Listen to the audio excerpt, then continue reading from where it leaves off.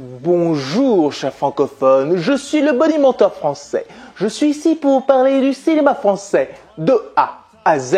Et je vous souhaite de bonnes fêtes, un joyeux Noël et une bonne année 2023. Ouais, bon, tu dis ça, mais tu sais qu'elle sortira après les fêtes. Oui, mais pas forcément, si mon moi du futur arrive à monter la vidéo en temps et en heure. Bonjour, c'est le mois du futur et je pense que ça n'arrivera pas à temps. Les fêtes m'ont eu.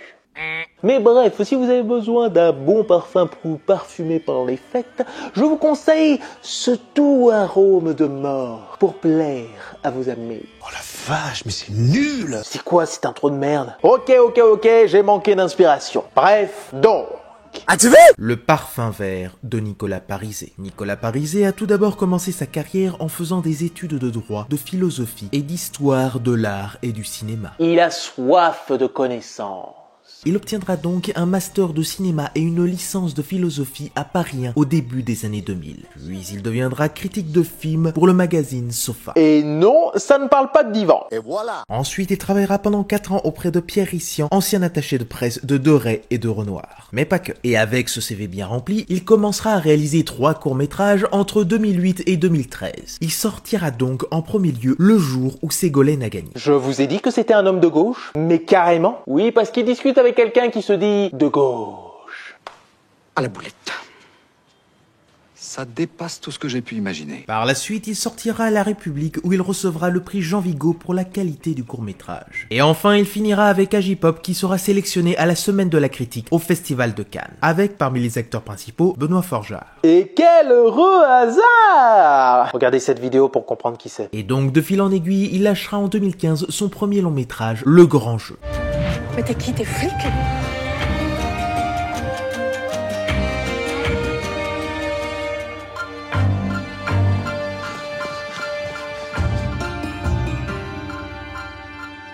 Tu sais quel a toujours été ton problème, Joseph? Tu ne sais pas t'arrêter de jouer. C'est un film assez sobre qui présente déjà ce qui fera son cinéma, la défaillance de la politique française et la paranoïa. Ce ne fut donc pas du tout le grand succès pour ce film, mais il se contentera du prix Louis Deluc qu'il recevra pour celui du premier film. Mais il ne perdra pas espoir et en 2019, il débouchera sur un autre long métrage politique avec Alice et le maire. Pas de mégalomanie, pas de gigantisme. Ça va les notes, ça va les notes. Je fais pas un cours sur Spinoza. Alice Heyman, est-ce qu'elle prend des notes? Elle prend pas de notes. L'influence que tu as sur lui, il faut qu'elle cesse. En fait, t'es en train de me dire qu'il doit nous arrêter de penser, c'est ça? Je suis désolée, mais je n'ai plus le même. Et je te remercie, Alice. Alice, on va écrire tous les deux le discours de ma vie. Et bien qu'ils disent que ce n'est pas un biopic à proprement parler sur la vie de Gérard Collomb. Oui, parce que l'histoire se passe sur Lyon, là où notre cher colon national était maire. Et il y a beaucoup de similitudes. Mais bref, ce film a nettement mieux marché et il sera même nommé au César de 2020 où Anaïs de Moustier recevra un prix pour son jeu. Mais voilà que Parizet en avait marre de faire des films politiques. Et après un petit tour à la réalisation de quelques épisodes de la saison 1 de En Thérapie, il travaillera sur son prochain projet qui sera un patchwork de tout ce qu'il aime pour que ça devienne le parfum vert. Alors est-ce qu'il arrivera à sortir de son carcan habituel? C'est ce que nous allons voir maintenant. Donc, qu'est-ce que j'en ai pensé?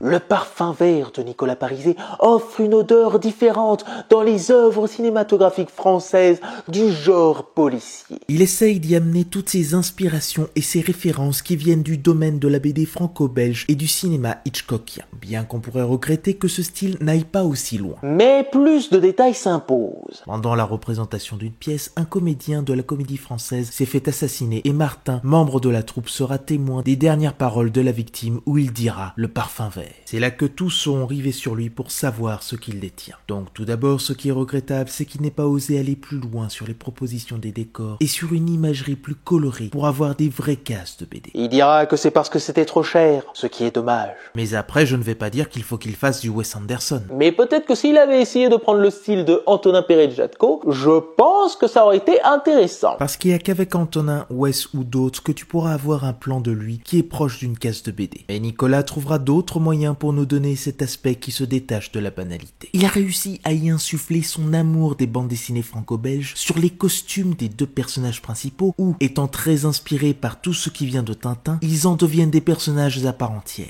En fait, il y a eu un vrai travail, je pense, inspirant des costumes. Les costumes de Nathalie Raoult sont très très importants dans le film, comme la lumière, comme les dialogues, comme... Et moi, j'ai tout de suite aimé ce scénario très auteur, en fait. Les dialogues sont très ciselés, il y a un rythme tout de suite dans cette aventure, quoi, ça va très vite. Pour Kiberlin, elle porte une veste de Haddock, ainsi qu'une canne pour rappeler le parapluie du docteur Tournesol. Mais elle a aussi un air de Corto Maltese. Pour ce qui est de Lacoste, il a tout du Tintin. Déjà, même au bout des 2 minutes du film, il a le costume adéquat. Et c'est un peu comme dans une BD, quoi, parce que tous les deux, on a les mêmes costumes pendant tout le film, quasiment. Donc il y a un côté vraiment un peu cartoon. Puis il y a le ton et l'ambiance du film qui rappellent certains longs métrages de Philippe de Broca et de Yves Robert. Rien que de voir la façon dont est traité le personnage de Lacoste, j'ai cru qu'on refaisait le Grand Blond avec une chaussure noire. Et la bande originale de Benjamin Esdrafo, compositeur attitré du réel, aide à appuyer ce pastiche qui met au point le genre d'espionnage en donnant un motif très jazzy dans la lignée de Arrête-moi si tu peux. Même certains moments de composition rappellent ceux de La mort aux trousses créés par Bernard Herrmann. Oui, il y a aussi du Hitchcock. Pour moi, je trouve que j'ai pris mon pied parce que je ne savais pas du tout où le film allait m'emmener. Rien ne peut nous laisser deviner où le film va nous emporter. Ça commence sur un film de genre policier où on doit savoir qui a tué le comédien à la Whodunit, puis ça voyage en tandem comme un buddy movie, pour ensuite se terminer sur le genre paranoïaque d'espionnage des années 70. Les premiers films que j'ai aimés, qui m'ont plu quand j'étais enfant, très tôt, vers je pense 8-9 ans, étaient en général des films, soit des films d'espionnage, soit des films policiers, avec un aspect un petit peu comique, mais surtout un aspect trépidant. Et puis j'aimais bien aussi que disons que le cadre de l'aventure soit aussi le cadre d'une histoire d'amour. Après, peut-être que là où ça va un peu trop loin, c'est au moment où on découvre ce qu'est le parfum vert. Là, j'avoue, ça m'a un poil déstabilisé. Mais ça ne m'a pas tant dérangé que ça, parce que l'ambiance du film m'a parfaitement permis d'accepter le périple burlesque de cette histoire. Suspension consentie d'incrédulité, quoi. Puis, malgré sa mouvance très cartoonesque, le réalisateur veut quand même mettre notre actualité en avant, comme la peur du retour au fascisme, l'évolution drastique du complotisme et l'influence des réseaux sociaux et de la télévision. Il veut montrer cette perte de repères de notre époque. C'est la méfiance et la peur qui nous animent. Et donc, à un moment donné, il y a aussi l'idée, enfin, ce qui m'a poussé vraiment à aller au bout du projet et à écrire le scénario et à faire le film, c'est qu'il me semblait qu'il y avait une nécessité à l'intérieur du projet de parler de la situation européenne aujourd'hui. Et donc, effectivement, il fallait que disons, dans le souterrain du film, y ait cette angoisse-là sur je dirais même pas la montée du fascisme malheureusement, mais sur le fascisme qui est là et bien là, et l'antisémitisme aussi. Et je pense que d'une certaine manière, ce soubassement-là prend de plus en plus de place à mesure que le film avance et qu'on part de quelque chose qui peut effectivement être de l'ordre de l'hommage ou du pastiche, mais que plus le film avance, plus cet aspect-là du film s'évapore et on retrouve à partir de la scène du train de nuit quelque chose qui est de l'ordre là de l'angoisse pure sur ce qui se passe en Europe aujourd'hui. Mais je peux comprendre que certains spectateurs soient perdus par ce trop-plein de mélange des genres. Pour ce qui est du casting, déjà quel plaisir de revoir notre cher Von Zimmel. Le nazi a-t-il pas des yeux?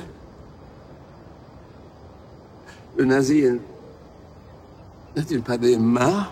Vous avez raison, je crois qu'il est sincère. Cet homme est désespéré. Alias Rüdiger Vogler, qui joue encore une fois un fiefé gredin, un Rastapopoulos très fan de dessin. On a aussi Léonie Simaga, en flic, qui était déjà dans le précédent métrage du réal, et qui change de son rôle dans La Flamme.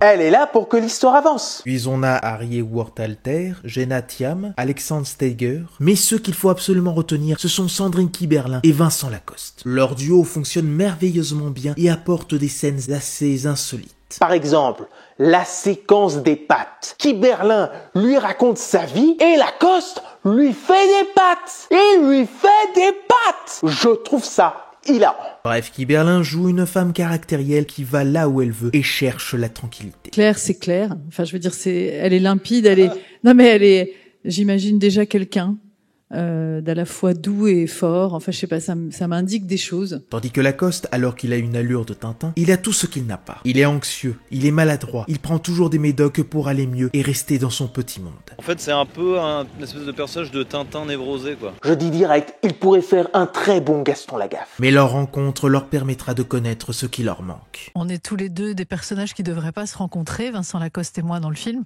Et ça aussi, j'aime beaucoup quand deux personnages, un peu comme dans la vie, n'ont rien pour forcément s'entendre au départ et fusionnent là parce qu'une aventure va les unir. Puis ce que j'ai bien aimé, c'est que même s'il n'a pas eu l'imagerie qu'il voulait pour avoir ce côté bande dessinée, le réalisateur a essayé de rendre hommage à ce domaine considéré comme le 9e art en donnant tant bien que mal des plans qui peuvent quand même faire BD. Et puis la partie dans les librairies, je trouve ça touchant. Mais tout ce tempo et toute cette mise en scène sont amplifiés pour le 3e acte où là il carbure en case de comic book. Le final est vraiment, mais vraiment très bien amené. Après, je trouve que les dialogues manquent d'envergure. Et peut-être qu'il aurait mieux valu que Parisé se fasse aider pour peaufiner tout ça, ainsi que le scénario pour que certains ne soient pas perdus. Donc oui, même si c'est très appuyé sur des références des BD de Tintin, on peut toujours en retrouver d'autres qui viennent d'auteurs de cet art tout aussi marquants. Il y a quelque chose dans ce film-là de beaucoup plus personnel en fait